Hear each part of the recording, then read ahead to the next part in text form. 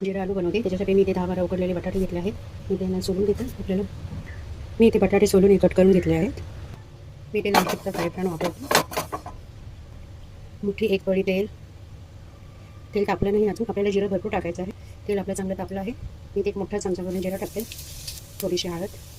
मी हे घरीच मसाले बनवते. हे मिरचीचं जाडसर वाटलेलं आहे. आपण आता याच्यामध्ये बटाट्याचे कट केलेले तुकडे टाकून इथे अर्धा चमचा मीठ टाकते. इथे छान आपल्याला असं परतून घ्यायचं आहे जिरं आलू. मला इथे मिरची पावडर थोडी कमी होती म्हणून मी इथे ॲड करते. मी हे घरीच मसाले बनवते. घरगुती धना पावडर अर्धा चमचा. हे मी फ्रेश बनवते नेहमी भाजीसाठी. वा, काही सुंदर कलर आला आहे आपल्या भाजीचा.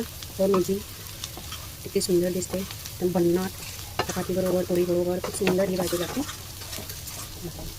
काय सुंदर कलर दिसते बघा. अगदी 5 मिनिटात ही भाजी तयार होते.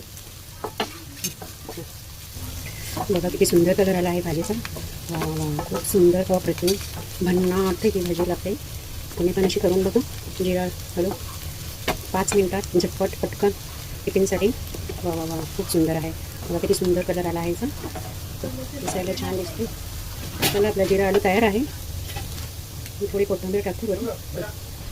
नक्की ही भाजी तुम्ही ट्राय करा आणि माझ्या व्हिडिओला शेअर करा, लाईक करा. नमस्कार.